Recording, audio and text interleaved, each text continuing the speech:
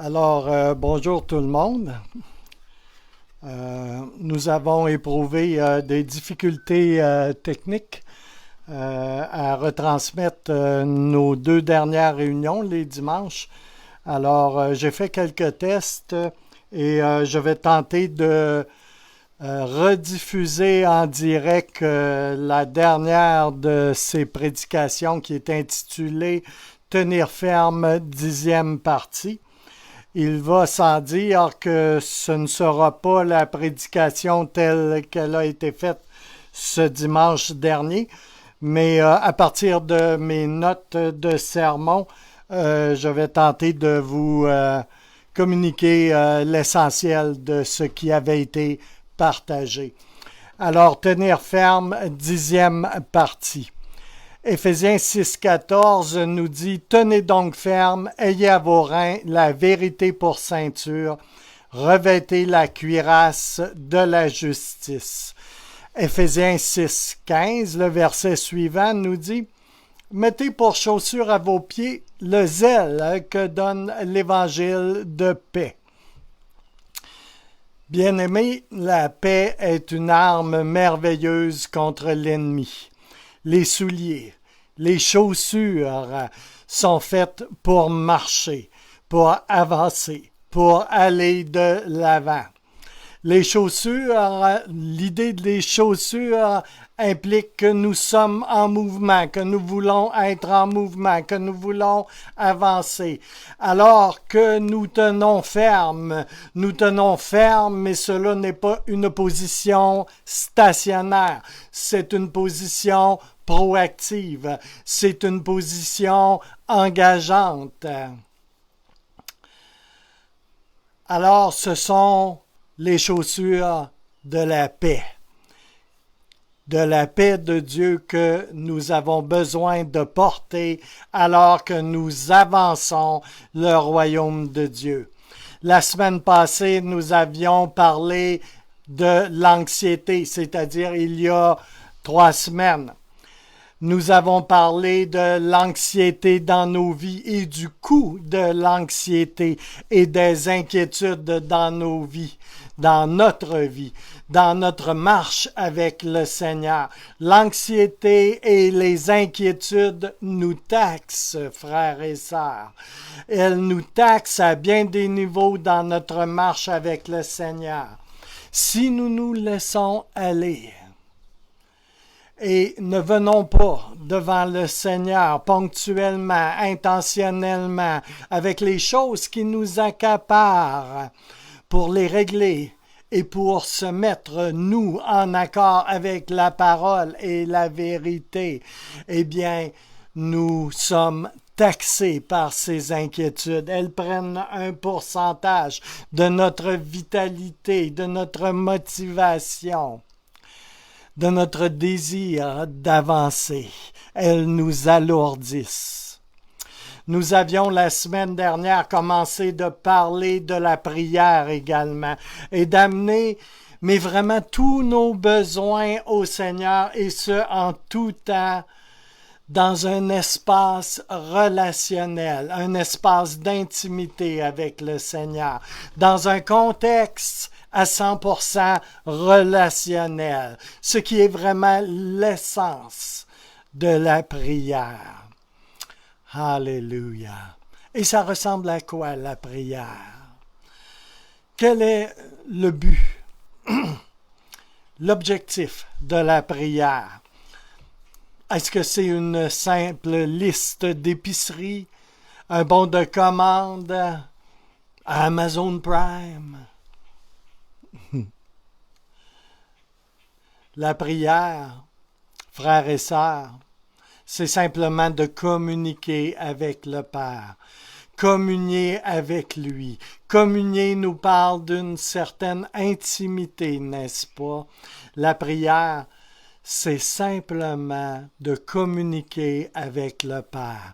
C'est de connecter, oui, avec le Père, mais ça implique beaucoup plus que simplement une connexion. Ça implique une communion, un échange, un dialogue, une communication riche et danse avec notre Père céleste. Ça implique bien évidemment tellement plus que de monologuer dans un sens unique, comme font beaucoup de religieux qui égrènent des choses devant le Seigneur.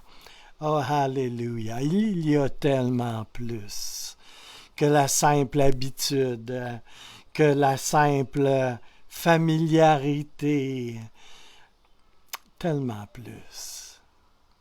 Le but central de la prière, c'est donc avoir et entretenir une relation, mais vraiment une relation, une réelle relation avec le Père.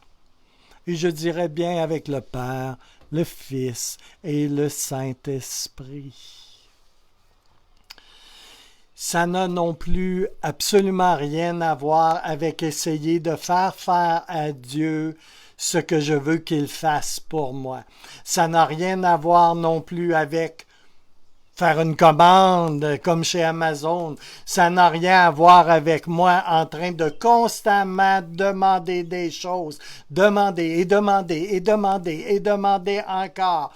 Bien que ce soit correct de demander, les Écritures nous y encouragent, mais il y a plus, il y a davantage. Il y a la relation. Alléluia. Le véritable point focal, c'est la relation. C'est d'avoir une relation avec le Père premièrement. La prière ne se réduit pas à moi qui demande continuellement.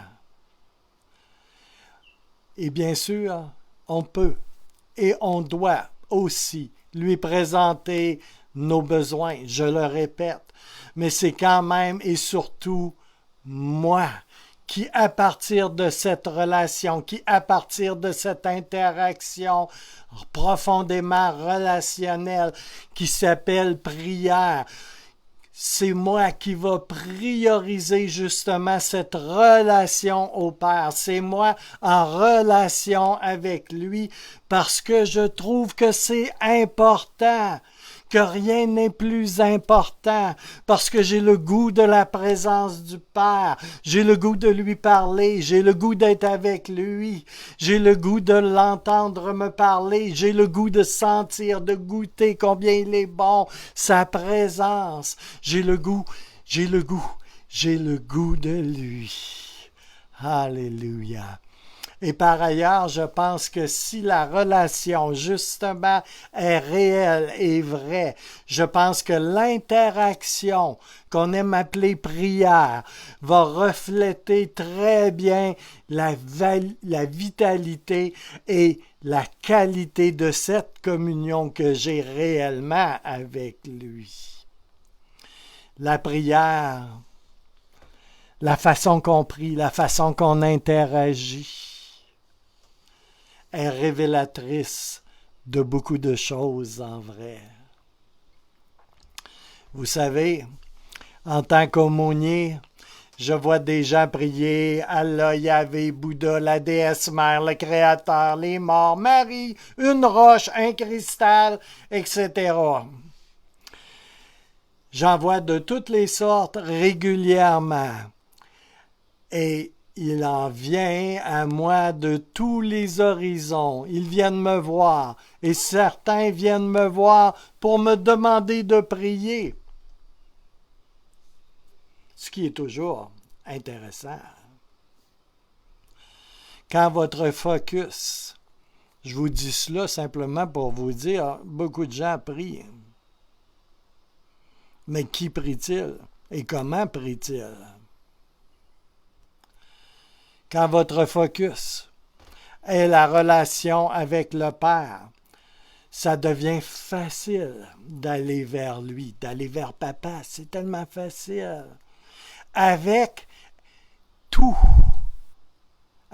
ce qui nous concerne, nous touche. Aller à Papa, vers Papa pour tout. C'est ce que je vous partageais il y a quelques semaines. « Hey papa, regarde ça. Hey papa, qu'est-ce que je fais avec ça? Hey papa, cassez ça!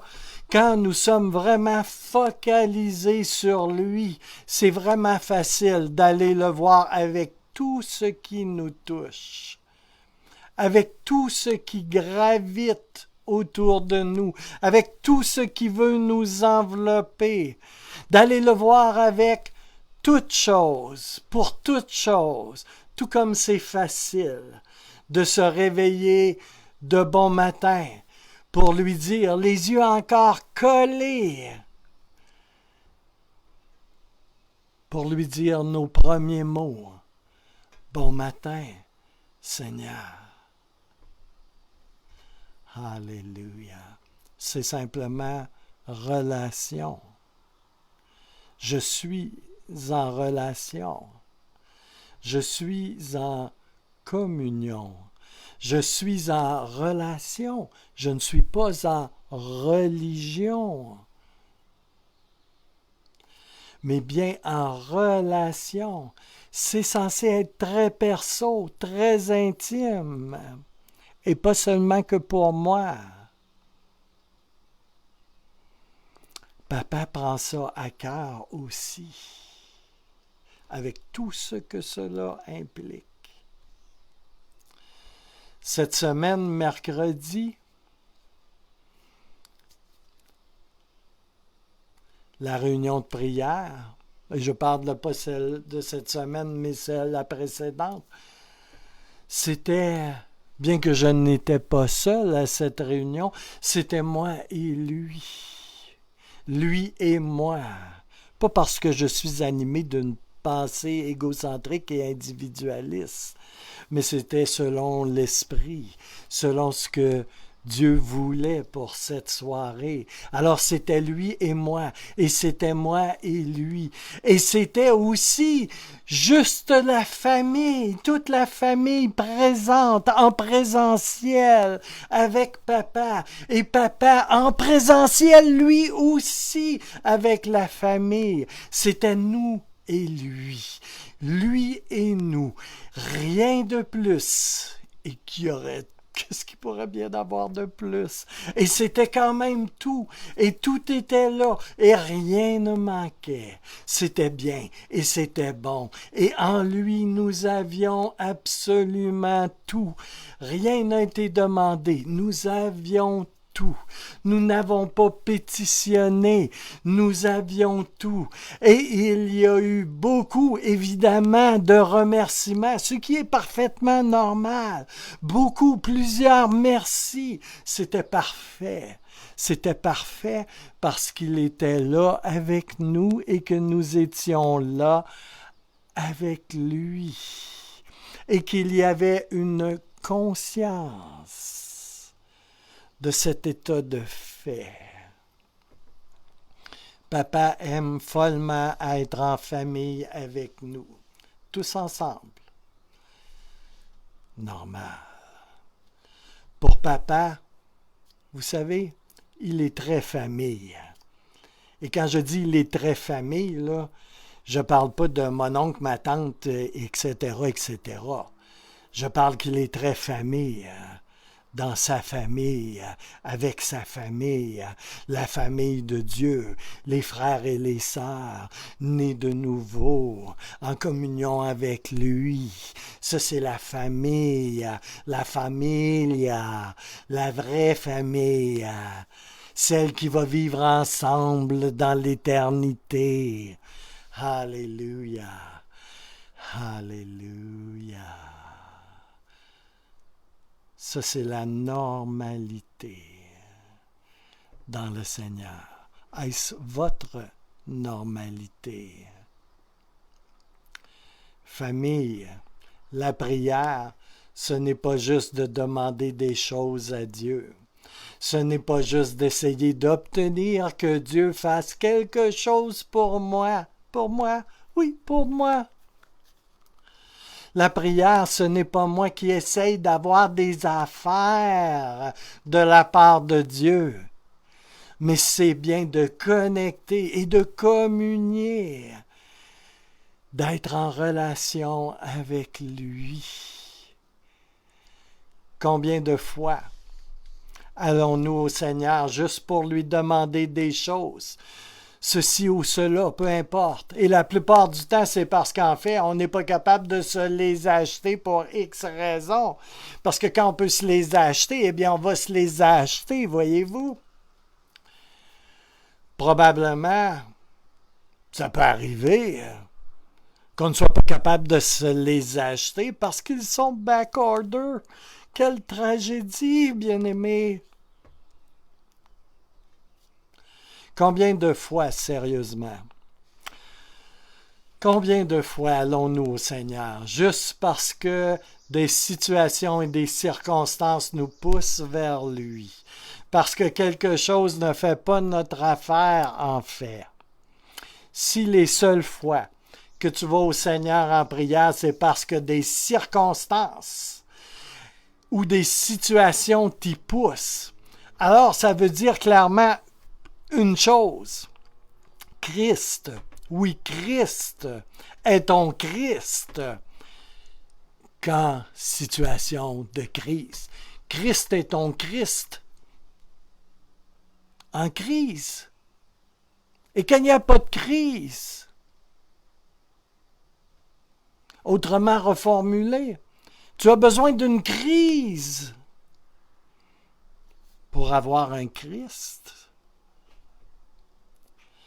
Ça veut dire aussi que ta relation à Dieu se base sur des circonstances externes qui agissent comme une force externe qui te pousse et qui te pousse vers un endroit de connexion à Dieu et à Christ. Est-ce vraiment ainsi que cela devrait fonctionner? Famille, nos vies, vos vies, ma vie, nos vies seraient tellement plus enrichies, tellement plus victorieuses si nous pourrions arriver à développer une habitude saine, un réflexe pour aller à lui avec toutes choses et en tout temps, et pas seulement lorsque nous sommes poussés par une quelconque pression situationnelle, par une quelconque pression extérieure.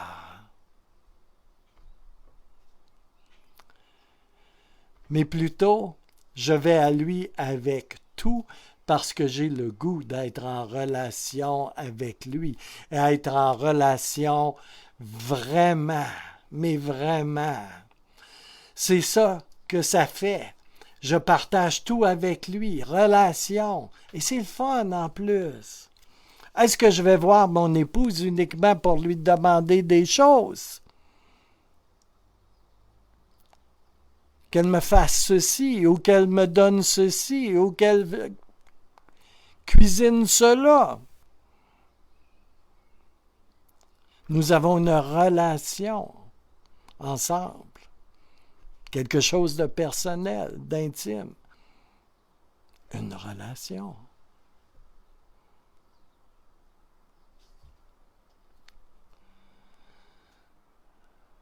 Et en passant, manipulation et relation, ce n'est pas non plus la même chose.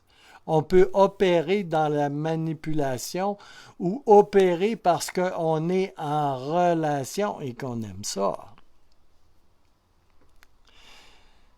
C'est pas tellement long, généralement, quand on est en couple et qu'un des deux cherche à manipuler l'autre. Avec les années, là, tu détectes cela très rapidement. Pourquoi chercherait-on à... Oui, le mot est fort, manipuler Dieu. Et on le fait. On le fait de différentes manières.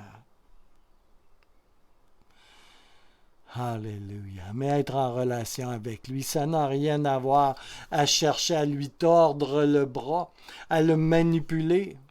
Quelquefois avec une grosse larme de crocodile, ou à force de mots et d'arguments, à force de lui lancer des versets, sa parole, comme s'il ne la connaissait pas. Essayer d'avoir quelque chose de lui en utilisant tout ce qui est à notre portée.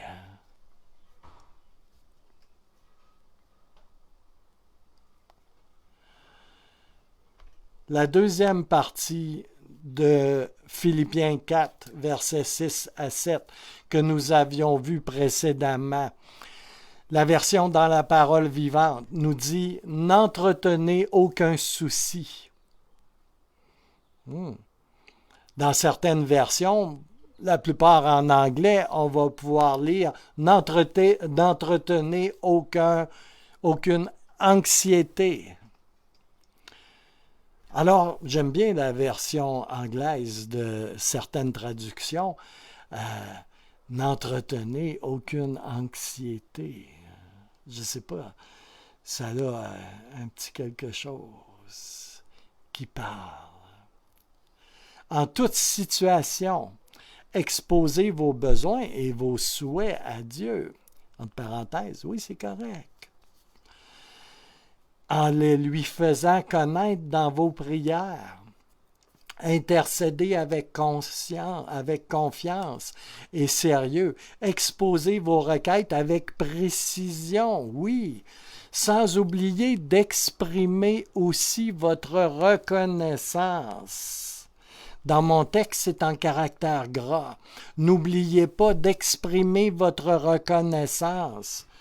Ou on pourrait dire d'exprimer des actions de grâce. Ou encore des remerciements. Et le verset 7, alors, après cela, la paix de Dieu qui surpasse toute intelligence gardera votre cœur et vos pensées et les maintiendra dans la communion et sous la protection du Christ Jésus. Amen. Alors les Saintes Écritures nous disent, quand je viens au Seigneur en prière, je viens à lui avec toutes mes choses. Oui, avec toutes mes choses. Le Seigneur m'a déjà dit, Gilles, viens avec toutes tes choses, avec toutes tes affaires. Je sais que tu es un gars et tu es capable, mais viens avec toutes tes choses. Oui, ça m'intéresse. Avec tous mes besoins. En toute situation, en tout temps, oui. Mais je viens aussi avec des actions de grâce. Je viens avec reconnaissance. Je viens avec moult remerciements. Alléluia. Une des choses qui souvent m'aide lorsque je viens à Dieu ou lorsque je veux venir à Dieu, c'est que je vais prendre le temps de penser à ma journée peut-être. Je vais prendre le temps de penser à ma vie. Je vais prendre le temps de penser à mon histoire avec Dieu, à ma marche avec Dieu. Et je pense à toutes les fois où il est venu se manifester dans ma vie, où il s'est présenté dans ma vie, à toutes les fois qu'il est intervenu, à toutes les fois où il m'a touché et comment il l'a fait, comment il m'a laissé savoir qu'il était là et que je n'étais pas seul, à toutes les fois où il m'a guéri, et il m'a guéri tellement de fois. Je pense à toutes les fois qu'il a guéri d'autres personnes aussi. Et même si vous ne me voyez pas partir à gauche puis à droite et confesser tout ce que le Seigneur a guéri, je ne me sens pas obligé de le dire. Le Seigneur est bon et il guérit. Alléluia. Oh, merci.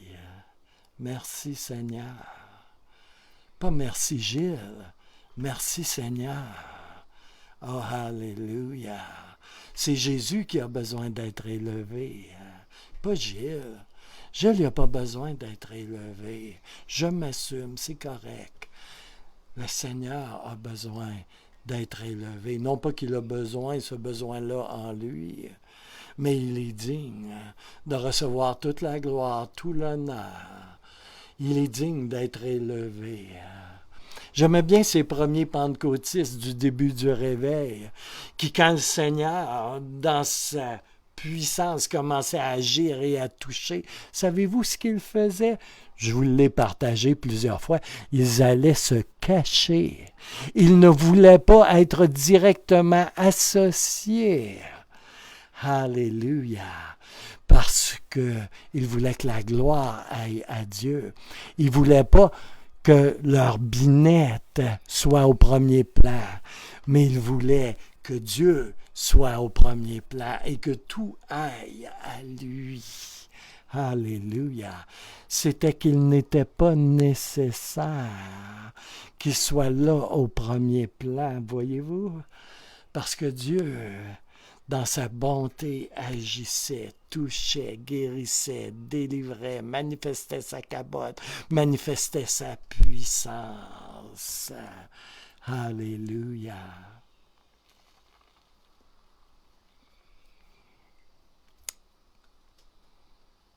Faut que je le dise.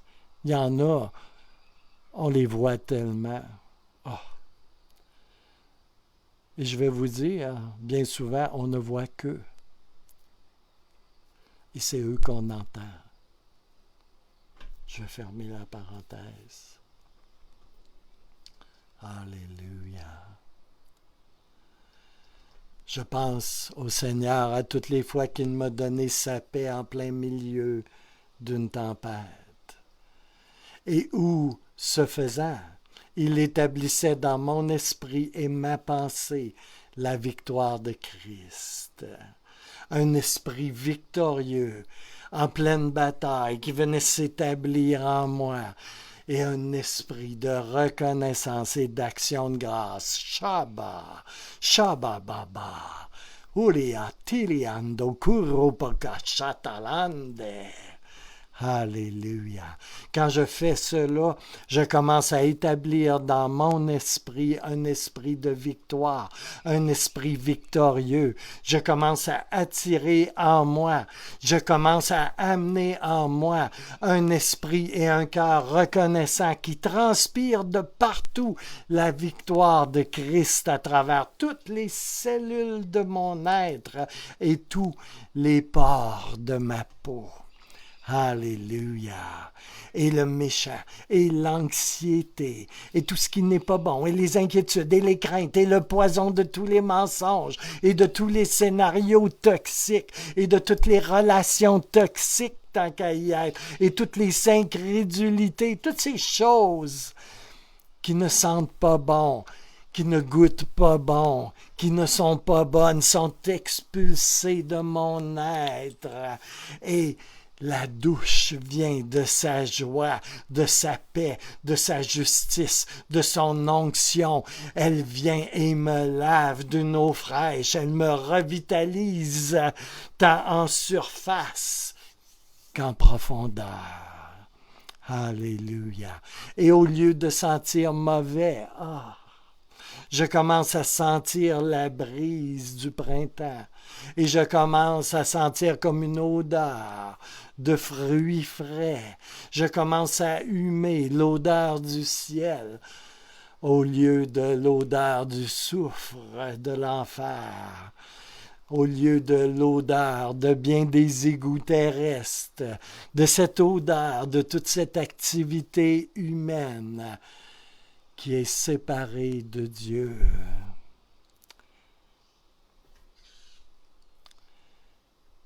C'est pas mal mieux et pas mal plus avantageux, frères et sœurs bien-aimés, de venir à Dieu de cette façon, de venir à Dieu avec moult actions de grâce. Alléluia. C'est bien mieux que de venir avec un historique de doléances sans fin, de chiolage et de complaintes répétitives, où on se plaint et où on se rappelle tout ce qu'il n'a pas fait pour moi, ou tout ce qu'il aurait dû faire selon moi, etc., etc. Vous savez, toutes ces affaires-là, ces attitudes qui sont avec toutes ces affaires-là, la plupart du temps, elles ne sont, écoutez-moi bien, en fait, que le produit de mensonges que nous avons laissé entrer, que de mensonges auxquels nous croyons et qui viennent fausser notre pensée au sujet de la nature de Dieu, de qui est Dieu, de qui est ce Dieu avec qui je suis en relation. Alléluia. En bref, tu as besoin d'ajuster ta pensée à une chose claire. Dieu est un Père parfait. Oui, faut que ça rentre. Pas seulement par les oreilles, mais que ça descende ici.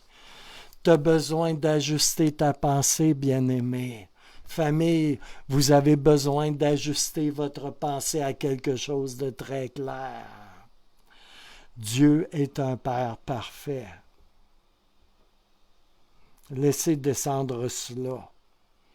Priez, méditez sur cela. Demandez une révélation fraîche de la part du ciel au sujet de cela. Papa, mon papa, il est parfait. Parfait. Parfaitement parfait. Je ne sais pas ce que ça dit, mais moi, ça me dit beaucoup. Parce que je suis en relation avec lui, ce Père parfait. Et ce Père parfait est en relation avec moi. Et vous savez quoi? C'est parfait. En tout, il est parfait. Tu le penses? Tu le penses-tu, ça? Vraiment? Tu le penses-tu, ça? Ça serait censé transparaître en quelque part dans tes prières, dans ta vie. Alléluia. Je vais faire un autre message à mastiquer sans doute, un de ces quatre. Alléluia. Un de ces messages à mastiquer longuement. Le titre, ça serait « Es-tu bien dans ta peau? »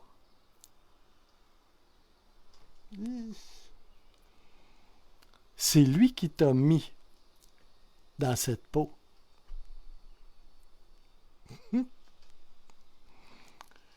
Ça fait que tu es peut-être mieux, bien mieux de te sentir bien dans ta peau.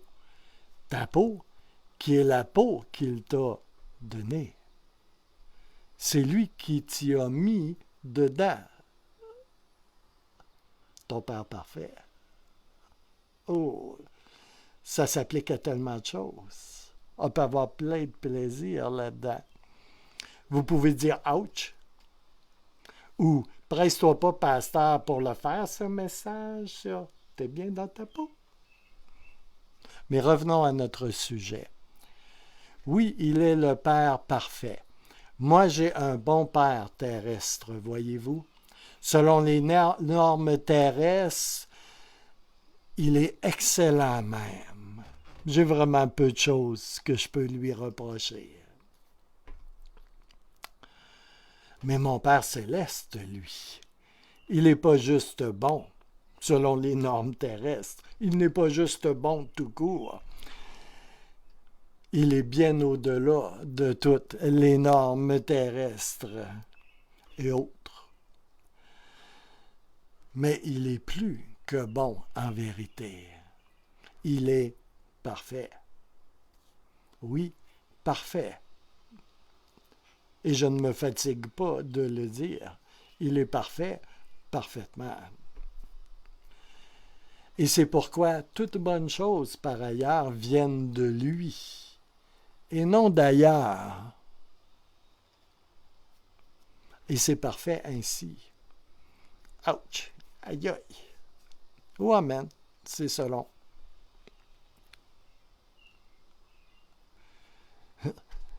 Si j'ouvrirais une petite parenthèse, j'entends tellement de gens dire « le Seigneur m'a donné ça, ou donné ça, ou donné ça. » Ben non, tu es allé l'acheter au Walmart.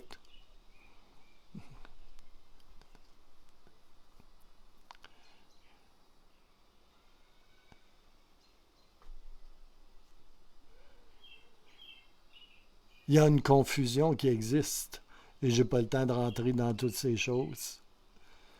Parce que là, je vais prêcher jusqu'à 10-11 heures ce soir. Alléluia.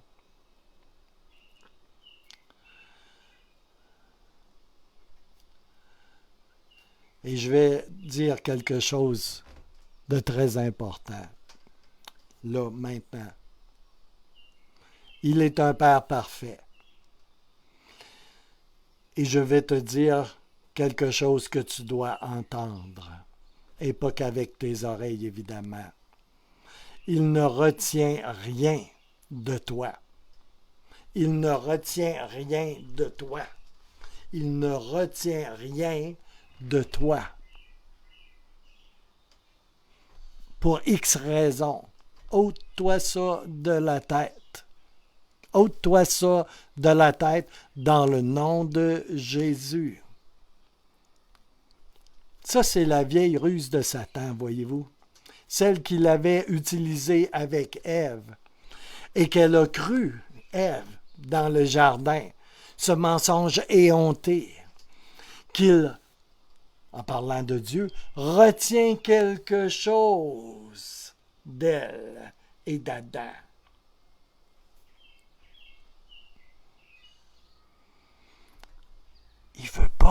Il veut pas t'aies ça.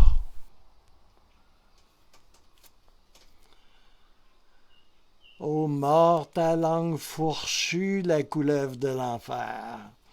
Probablement parce que t'es pas assez bonne. T'es pas assez bon. Tu vaux pas la peine. T'es pas assez fine, t'es pas assez fin.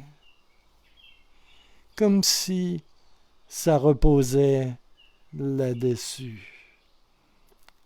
Enfant de Dieu.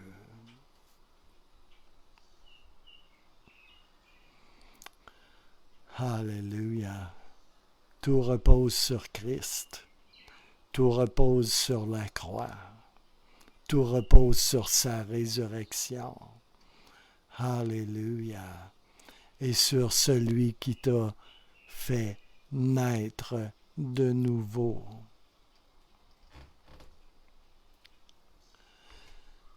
Satan a fait croire à Ève que Dieu mettait hors de sa portée l'arbre dans le jardin, qu'il le faisait sciemment, qu'il avait des motifs en quelque part inavouables, ou qu'il ne faisait que lui interdire l'accès parce qu'il est pingre, alors qu'en fait, il ne faisait que la protéger, que les protéger. Qui est ton Père? Fille de Dieu. Qui est ton Père? Fils de Dieu. Il est un Père parfait. À qui vas-tu permettre de questionner cela? À qui? Combien d'entre nous mordons-nous à cet hameçon qu'il retient quelque chose de nous? Très important, frères et sœurs. Si tu as cela dans ta pensée, que Dieu retient des choses de toi, tu es dans une déception, dans une manigance forgée en enfer, dans un mensonge, une cabale. C'est le serpent, vois-tu, qui s'est faufilé dans ton jardin, dans le jardin de ta vie, dans le jardin de ta communion avec ton Père, dans le jardin de ta relation avec lui, si tu crois qu'il retient des choses de ses enfants. Bien certainement, il se peut cependant qu'il te protège de quelque chose. Entends-moi bien. Ça se peut. Lui feras-tu confiance? Feras-tu confiance qu'il sait ce qu'il fait et qu'il est toujours, oui, ce Père parfait et qu'il ne retient rien de toi? Il y a une distinction importante à faire entre ces deux choses. Entretenir des choses et protéger. Qui ne voudrait pas de la protection de son Père, si parfait et si puissant?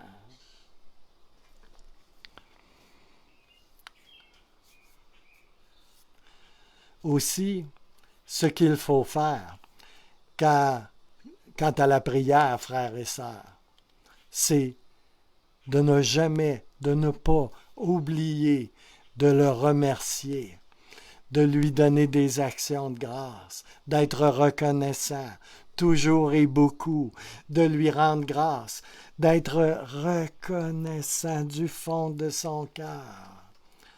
Ça change tout. Ça change la donne, ça change tout. Ça change tout à l'intérieur de nous, à l'intérieur de moi. Et du même fait, ça change tout autour de nous, autour de moi. Ça change la façon dont nous voyons les choses. Ça change notre perception de ce qui est autour de nous. Ça change notre perception de qui il est. Ça change même notre perception de qui nous sommes. Si vous n'avez qu'une seule chose, et une seule chose uniquement pour laquelle vous pouvez le remercier, bien que j'en doute qu'on ne puisse avoir qu'une seule chose, mais si vous n'avez simplement qu'une seule chose pour laquelle vous pouvez le remercier, eh bien, c'est amplement suffisant pour que votre mindset, votre état d'esprit, votre climat spirituel change. C'est amplement suffisant pour implanter un esprit victorieux en Jésus-Christ, en vous, à travers un cœur qui est plein de reconnaissance. Alléluia. Juste la pensée que tu es sauvé, bien-aimé, né de nouveau, et que tu vas passer l'éternité dans la présence de ton Créateur au lieu d'être en enfer. C'est plus que suffisant, n'est-ce pas, pour le remercier et pour t'induire dans une marche victorieuse en Jésus-Christ. Mais à vrai dire, vous avez tous, chacun d'entre vous, bien plus qu'une seule raison pour être plein de gratitude au Seigneur. Oh, alléluia! Considérez, frères et sœurs, tout ce qu'il a fait pour vous. Alléluia! Certains d'entre vous, et c'est ici une parole du Seigneur, vous avez un sérieux besoin de remercier le Seigneur pour qui vous êtes, pour le corps qu'il vous a donné. Oh, non, j'en ai parlé tantôt.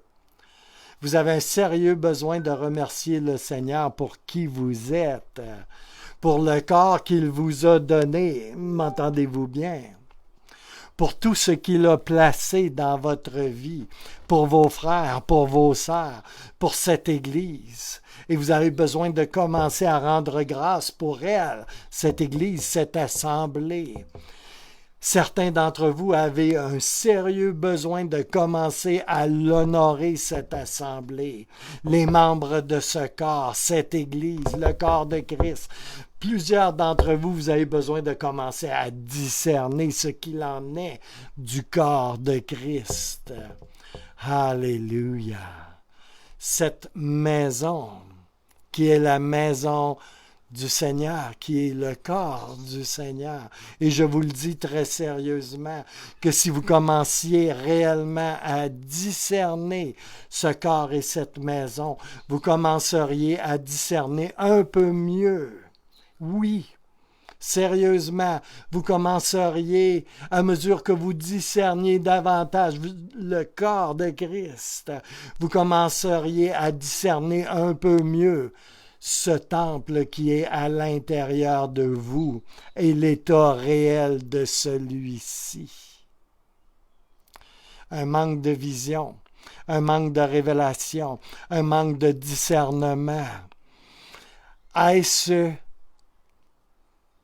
que c'est ce qui vous empêche de voir l'étroite relation et la dépendance entre les deux,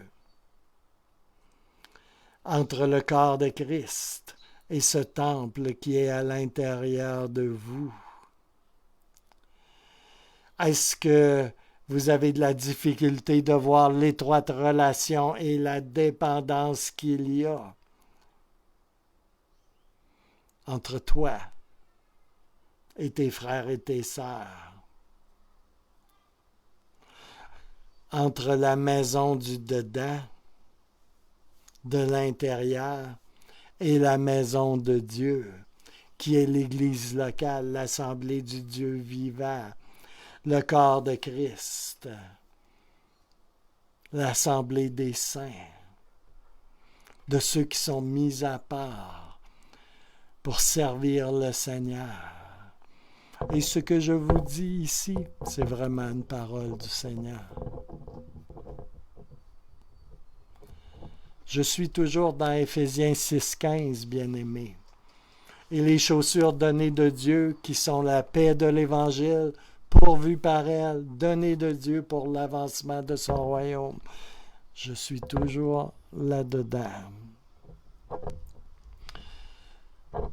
Et Philippiens 4,7 nous dit que la paix de Dieu, qui surpasse toute émotion, va garder vos cœurs et vos pensées. Et votre imagination, j'oserais dire, en Jésus-Christ. Philippiens 4, versets 6 et 7. N'entretenez aucune anxiété, aucun souci. Ne soyez anxieux en rien. Et en toute situation, exposez vos besoins et vos souhaits à Dieu, en les lui faisant connaître dans vos prières. Intercédez avec confiance et sérieux. Exposez vos requêtes avec précision, sans oublier d'exprimer aussi votre reconnaissance. Alors, la paix de Dieu, et je la sens qui descend ici et maintenant, et elle peut descendre là, maintenant, sur vous, chers auditeurs. Alors la paix de Dieu qui surpasse toute intelligence gardera votre cœur et vos pensées et les maintiendra dans la communion et sous la protection du Christ Jésus. Oui, la paix qui surpasse votre intelligence, votre compréhension, c'est elle qui va garder vos cœurs et vos pensées. Ça veut dire que quand vous venez au Seigneur de cette façon, la paix qui va vous protéger.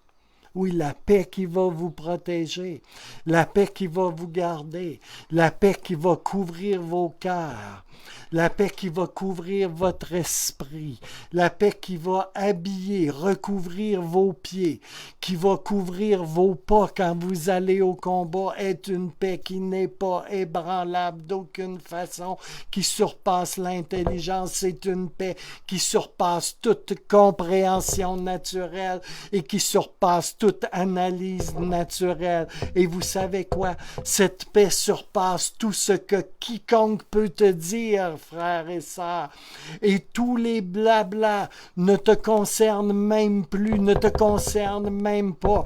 Quand tu as la paix de Dieu, quand tu as la paix de Dieu, je dis bien quand tu as la paix de Dieu, quand tu as la paix de Dieu.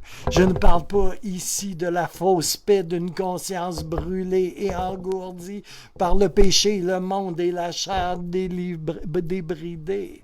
Je parle de la paix surnaturelle de Dieu, de la paix que donne l'Évangile et une vie en accord avec l'Évangile. Oh, alléluia, frères et sœurs, nous avons tous besoin d'établir notre système de valeurs et de croyances sur la parole de Dieu et uniquement sur la parole de Dieu qui est la seule vérité.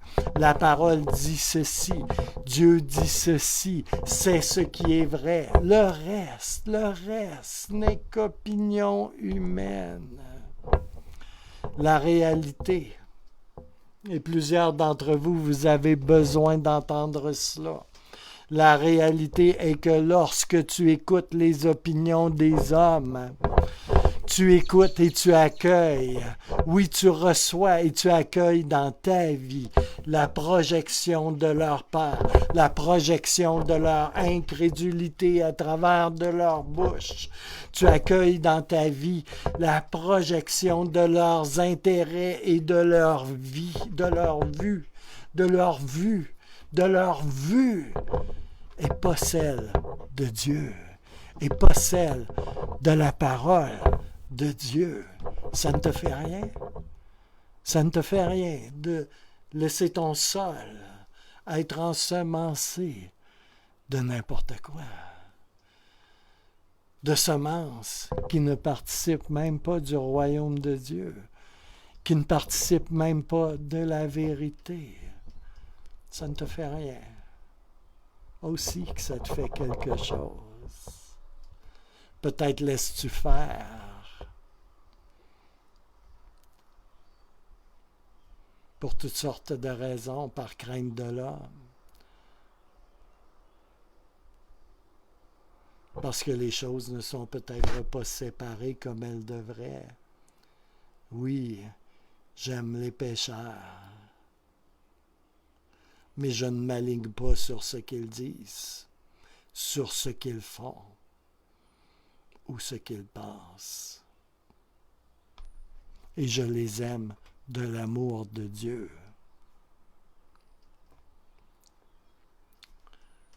Alléluia.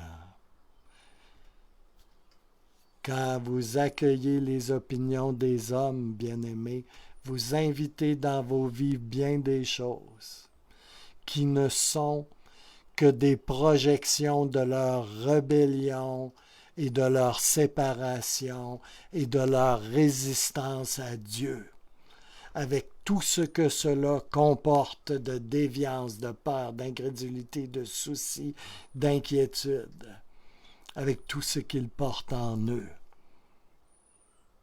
et qui n'est pas du même esprit. Absolument pas. Il y en a qui ne réalisent pas cela.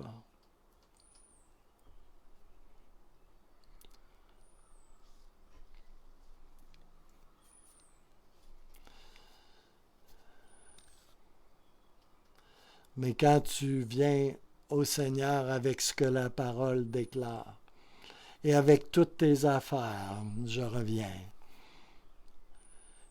avec toutes ces affaires, comme on a vu, quand tu viens à lui en t'appuyant sur ce qu'il déclare être vrai, avec des actions de grâce et avec un cœur reconnaissant, la paix, la véritable paix de Dieu va t'envahir, va te couvrir, va te revêtir. Et c'est une paix surnaturelle, pourvue de Dieu. C'est une paix qui descend du ciel et elle va te protéger au milieu de la pire tempête, au milieu d'une tornade même. Tu vas être dans la paix. Et même si la tempête perdure, tu vas rester, demeurer dans la paix et traverser la tempête avec elle, la paix. Je vais te dire, j'ai expérimenté et je sais que tu peux vivre de l'intérieur vers l'extérieur et non pas l'inverse. De vivre de l'extérieur vers l'intérieur. Me comprenez-vous?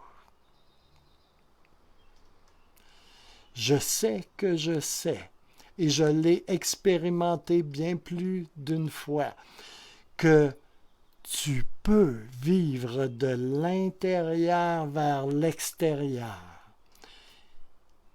Et mon frère, ma sœur, cher auditeur, qui vit à l'intérieur? Et qu'est-ce qu'il y a à l'intérieur? À l'intérieur, si tu es né de nouveau, il y a l'Esprit de Christ qui est là. Il y a avec l'Esprit de Christ la paix. Il y a la joie. Il y a la justice de Dieu. Et ça, c'est tout le royaume de Dieu.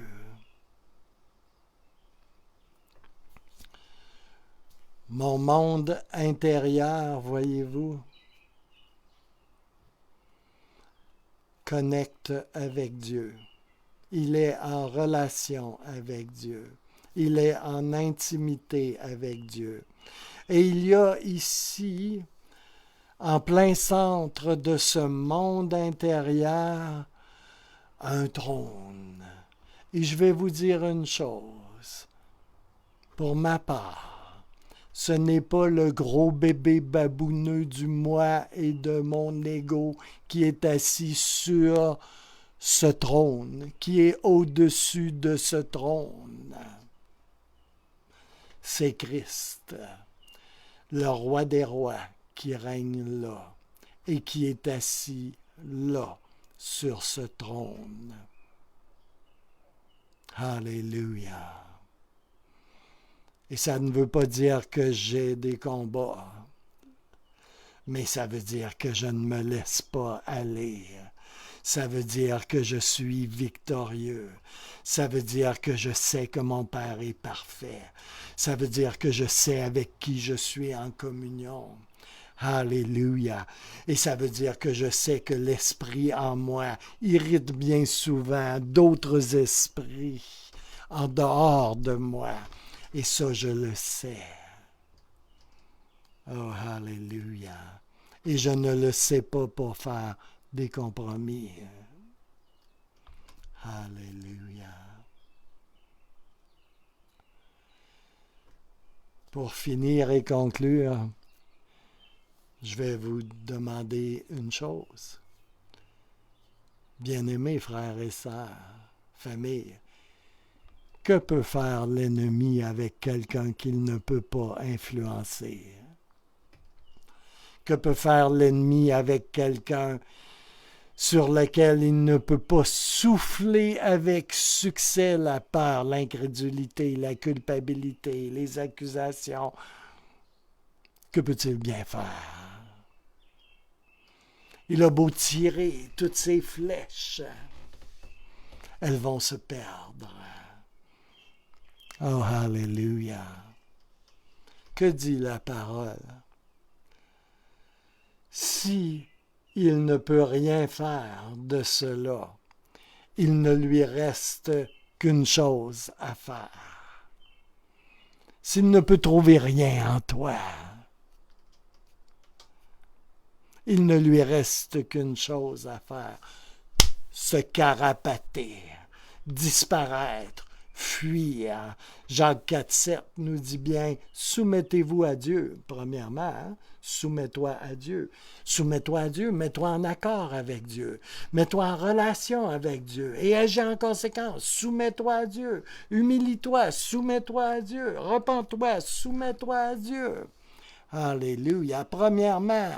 Et puis résiste au diable. Et il fuira. Il n'a pas le choix. Il fuira devant toi, devant vous. Il doit fuir, fuir, fuir. Il n'a pas d'autre choix. Savez-vous ce que je vois le plus du diable dans ma vie? Savez-vous ce que je vois le plus du diable dans ma vie, autour de moi, dans ma vie? Son dos et son derrière.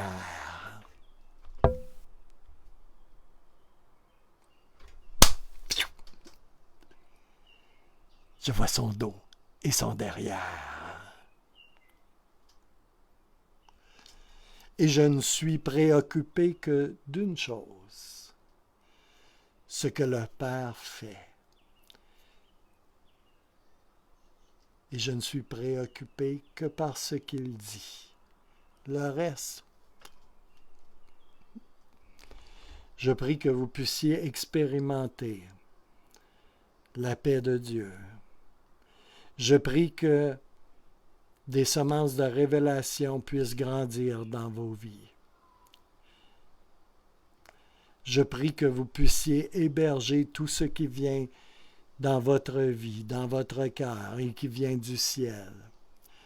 Et que cela puisse être richement, abondamment arrosé par Dieu le Saint-Esprit. Dans le beau nom de Jésus. Que vous puissiez être fruiteux dans le royaume et rempli de sa paix. Merci Seigneur. Alléluia. Merci Seigneur. Alléluia. Il faut que